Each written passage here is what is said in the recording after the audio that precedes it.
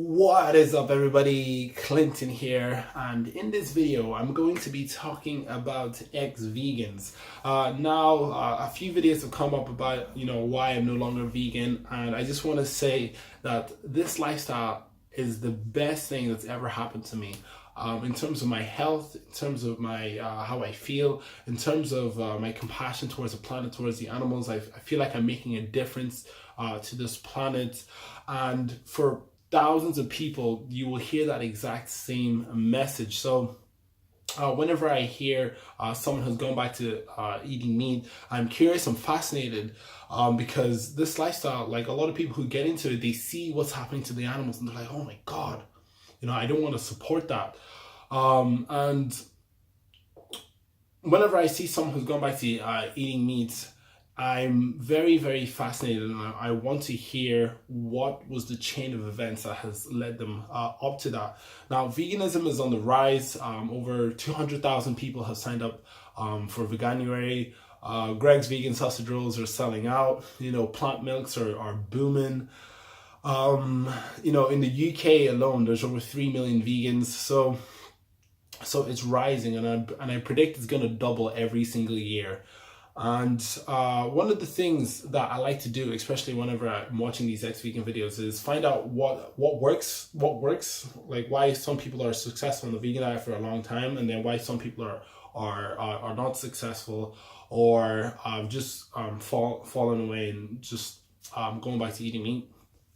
And one of the things that I see, one of the patterns that I notice is that along their journey, what happens is they get into this philosophy, for some of them, they get into this philosophy that the way to peak health and the way to peak vitality is to do water fasts, and the way to peak health is to do dry fast, and to only live on juice, or to cut certain food groups and only do raw foods.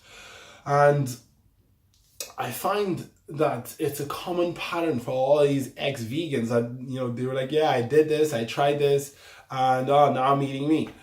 And for me, I kind of view it as like, if you deprive the body of like food, if you deprive the body of food long enough and often enough, it will start to seek highly calorically dense foods, especially foods you used to eat in the past, like fish and like eggs.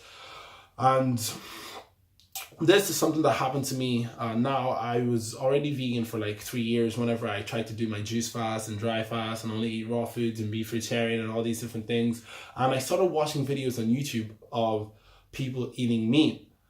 Now, I was telling myself, Clinton, you're not going to eat that. That is something you're not putting in your body. No way, no way, no way. But I kept on watching these videos. So on some part of me was attracted to watching these videos. And it's the same as if you don't eat enough long-term enough, after a while, and maybe you're not feeling as good, and you start to get hungry, and then all of a sudden, you're like, oh God, that egg looks very appetizing, and that, oh God, what about that fish or that cheese? And eventually then people just give in because they're just depriving their body. Now, so that's one pattern I've seen.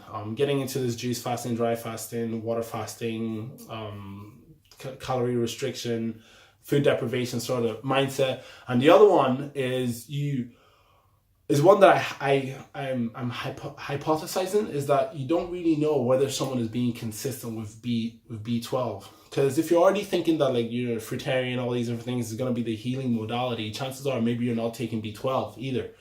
So I fortify myself with this information by being like, okay, I want to stay on this lifestyle long term, because I don't want to go back to supporting the animal industry. I like how I feel. I like how I feel. I like my health. I like what it's done to my body, my skin, etc. And we live in a planet where animal agriculture is completely destroying our rainforest, polluting the environment, all these different things. So I'm just like, okay, I don't want to go back to that. Okay, let me just actually eat enough food from all the 4 main food groups and make sure to take my B12. So eat enough from the 4 major food groups: fruits, vegetables, whole grains, and legumes, and make sure to take my B12. That is what I'm deducing. So that is what I do. This is how I taking these ex-vegan videos. Now, do I think if someone has gone back to eating meat, you should stop being friends with them? Hell no.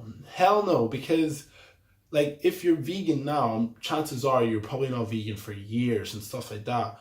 So, hell no, I don't think you should lose friends just because you go back to eating meat. No. However, I do feel like people should do the best they can to try more avenues than resulting to having to eat things like eggs and fish to try to restore your health.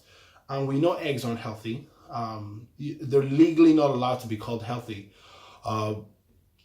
And fish is just loaded with mercury, saturated fats, and cholesterol. We know these things are health promoting. So I can understand that if someone is just like, I've tried everything and they're desperate, they might just try something that they've never done before. However, I would just say for people to try to do their best to find a vegan solution, because there are a vegan solution. And just look around you, go to Goji Man, go to Dr. Gregory. You can see that a plant-based lifestyle is the best lifestyle in reversing our top killers, and it's the best at reducing the suffering for the animals and also the environmental impact. So with that being said, thank you very much for watching this video. I love this lifestyle. I love that this lifestyle is growing, and I never want to see it stop, and it never will, because compassion is rising up in here. As always, peace, love, veganism. Like and subscribe. Have a good day. Woo. Take your down B12. Take your down B12. Make sure to eat enough.